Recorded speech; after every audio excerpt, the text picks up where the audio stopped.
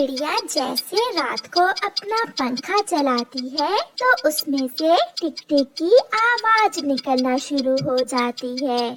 गुड़िया के पापा, मैंने आपको कितनी बार कहा है कि ये पंखा ठीक करवा दें। इसकी आवाज हमारे साथ साथ पड़ोसियों को भी तंग करती है। पिछले महीने भी जो पैसे मैंने पंखा ठीक करवाने के लिए बचाए थे वो लग गए। क्या करूं? खर्च ही इतना है, कुछ बचता ही नहीं है। मम्मा, मुझे ये आवाज बहुत अच्छी लगती है। मैं तो सोती भी ये आवाज सुनकर ही हूँ। पता है मम्मा, जब पंखा ना चले तो मुझे नींद ही नहीं आती। चिड़ियाओं का वो परिवार अपने घर में बैठा ऐसे बातें कर रहा था। पड़ोस में गोरी कौवी और कालू कौवे का घर था, जो बहुत अमीर पक्षी थे। उनके घर में तो एसी भी था। गोरी कौवी अपना एसी लगाए कंबल ओढ़े लेटी हुई थी, मगर चिड़िया के पंखे की टिक टिक उसके कानों में जोरों से बजे जा रही थी। कालू जी, क्या फायदा ऐसे एसी का जो मैं सो ही न सकूं। अब क्या हुआ है गोरी, तुम्हें नींद क्यों नहीं आ रही? कालू जी, किसी तरह इस चिड़िया के पंखे की टिक टिक तो रोको, फिर ही मुझे नींद आएगी। मुझे इसका कुछ ना कुछ तो करना होगा। रुको, मैं अभी आता हूँ। फिर कालू कौवा प्लास लेकर घर से निकलता है और जाकर चिड़िया के घर की छत पर बैठ जाता है। कालू कौवा चिड़िया के घर की बिजली की तार काट देता है और वहाँ से भाग जाता है। कालू, क्या किया है? चिड़िया के पंखे की आवाज तो सच में रुक गई है। मैं काट आया हूँ। मैं चिड़िया की बिजली की तार ही काट आया हूँ। ये सुनकर गोरी तो जोरों से हंसने लगती है। तुम तार ही काट आए हो, अब मरेगी चिड़िया गर्मी में और मैं आराम से सोऊंगी। फिर गोरी और कालू मजे से सो जाते हैं। गुड़िया के पापा, लगता है बिजली चली गई है। हाँ, मुझे भी ऐसा ही लगता है। जैसा भी है, हमारा पंखा हवा तो ठीक देता है। दूसरे रोज चिड़िया का पति जब घर से बाहर निकलता है तो बिजली की लटकती हुई तार देखकर अपनी पत्नी को आवाज देता है। गुड़िया की मम्मा, हमारे घर की बिजली की तार ही टूट गई है। मैं अभी बिजली ठीक करने वाले को बुला कर लाता हूँ। चिड़िया भी घर से बाहर आ जाती है। जल्दी आना गुड़िया के पापा, मुझे नदी पर भी जाना है। फिर गुड़िया का पापा चाचा कबूतर के पास जाता है, जो उस जंगल में बिजली ठीक करने का काम करता था, और उसे बुला लाता है। ये तार टूटी नहीं है, बल्कि कटर से काटी गई है। ये जरूर किसी की शरारत है।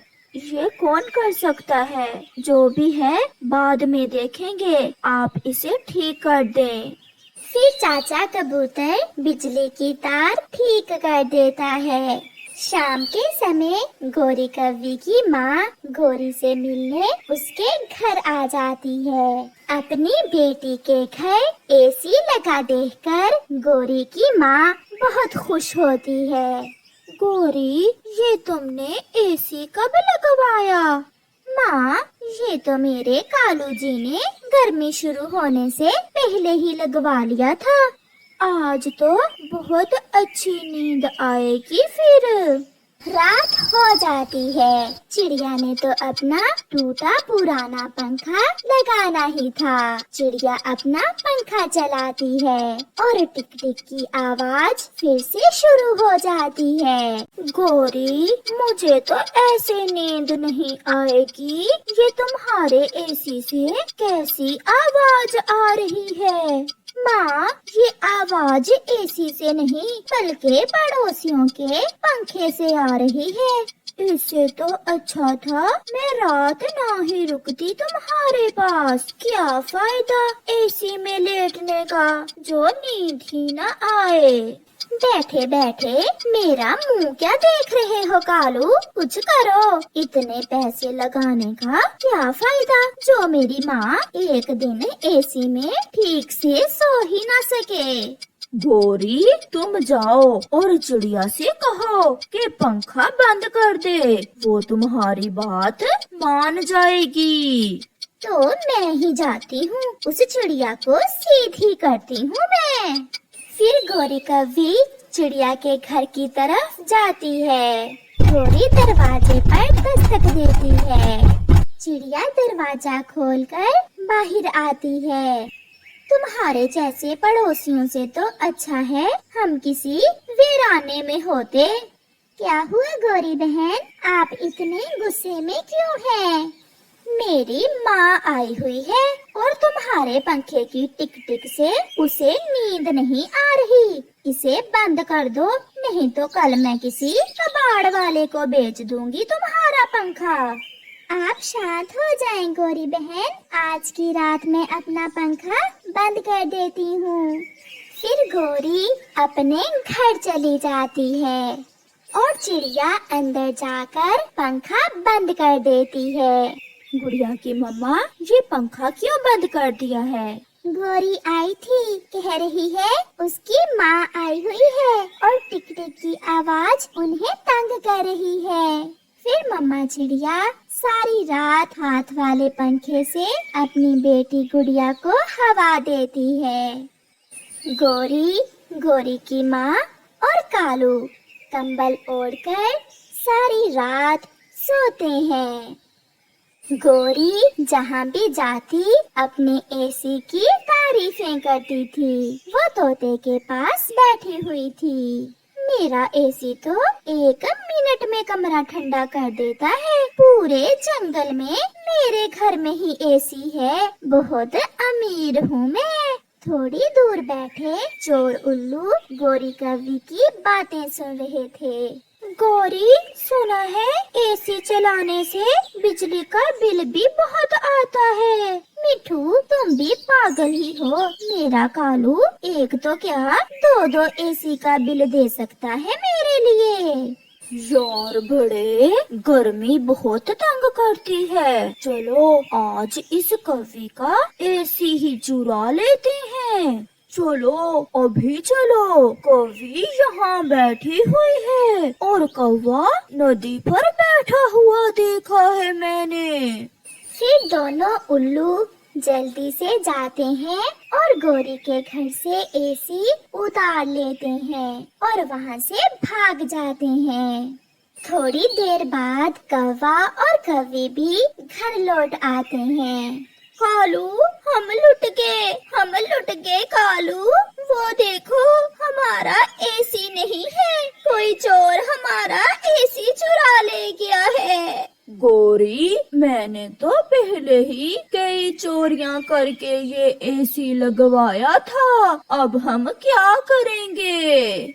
दिन तो गुजर जाता है मगर जैसे ही रात होती है तो गौरी को नींद नहीं आ रही थी। वो जाग रही थी और कालू को देखे जा रही थी। कालू, मुझे तो ऐसी गर्मी में नींद नहीं आएगी। गौरी, आज तो मुझे चिड़िया के पंखे की टिक टिक भी बहुत अच्छी लग रही है। कालू, मुझे भी। कालू, इस गर्मी में मरने से तो अच्छा है हम चिड़िया के घर जाकर ही सो जाते हैं। फिर वो दोनों चिड़िया के घर जाते हैं। गौरी दस्तक देती है। चिड़िया दरवाजा खोलकर बाहर आती है। गौरी बहन, आज मैं पंखा बंद नहीं करूँगी। कल ही मैं सारी रात गर्मी के मारे जागती रही हूँ। चिड़िया, हमारा एसी किसी चोर ने उतार लिया है। आज मैं तुम्हारा पंखा बंद करवाने नहीं आई हूँ, बल्कि आज की रात मैं और कालू जी तुम्हारे घर में पंखे के सामने सोने के लिए आए हैं। ये सुनकर चिड़िया हंसने लग जाती है। और उन्हें अपने घर में ले जाती है। गोरी बहन, क्या आपको मेरे पंखे की टिक टिक में नींद आ जाएगी? चिड़िया, सच पूछो तो आज मुझे तुम्हारे पंखे की टिक टिक सुनकर अपनी माँ की लोरी की याद आ रही है। ये कहते हुए कौवा और कौवी सो जाते हैं। प्यारे दोस्तों, इस कहानी से हमें सीख मिलती है कि कभी भी किसी गरीब की गरीबी का मजाक मत उड़ाएं। कुकू बेटा, अब आप बड़े हो गए हैं। बेटा, अब आप अपने पापा के साथ काम पर जाया करें। नहीं, अभी मैं अपने बेटे को कमाकर खिला सकता हूँ। मैं तो रोज पापा से कहता हूँ, मगर पापा मानते ही नहीं। आपके पापा ने तो आपको बिगाड़ रखा है। मुझे पूरा विश्वास है, मेरा बेटा कभी नहीं बिगड़ेगा। मेरा बेटा बड़ा होकर एक अच्छा और सच्चा पक्षी बनेगा। फिर पापा चिड़िया अपना कुल्हाड़ा उठाता है और अपने काम पर चला जाता है। पापा चिड़िया एक लकड़हारा था। वो जंगल से सूखे पेड़ काटकर दूसरे पक्षियों को बेचता था। पापा चिड़िया उड़ते उड़ते पहाड़ों की तरफ चला जाता है।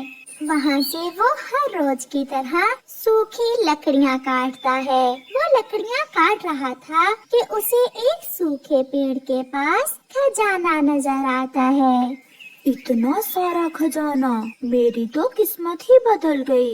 शायद ऊपर वाले को मेरा कोई काम पसंद आया है।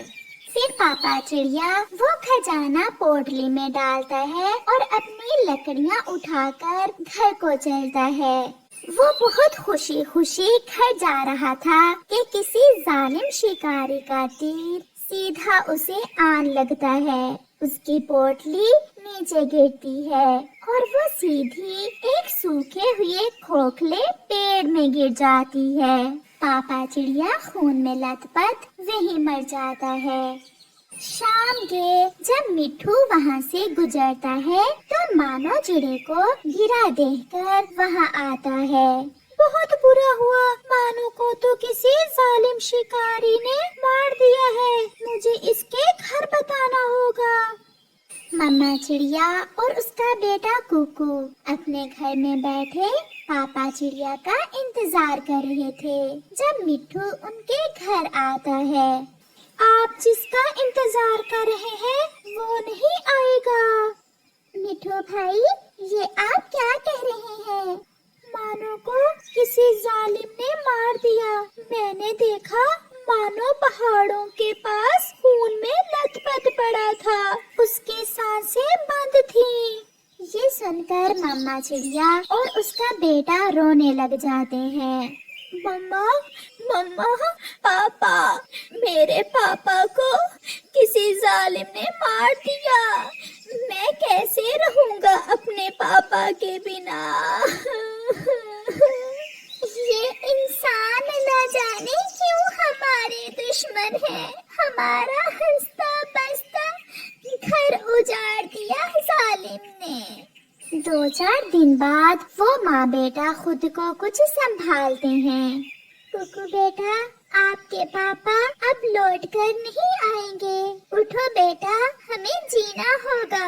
आपके पापा आपको अच्छा और सच्चा पक्षी बना देखना चाहते थे। मम्मा, मैं हमेशा अपने पापा की बातें याद रखूंगा।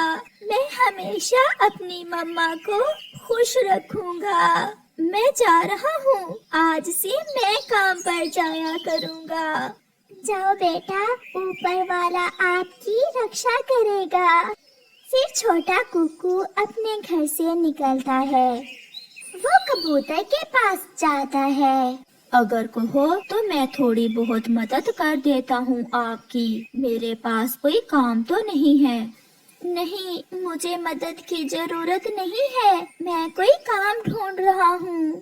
फिर कुकू सारा दिन कभी यहाँ तो कभी वहाँ जाता है, मगर उसे कोई भी काम नहीं मिलता। शाम के वो अपने घर लौट आता है। चिंता न करो बेटा, आपको जल्द कोई ना कोई काम मिल जाएगा।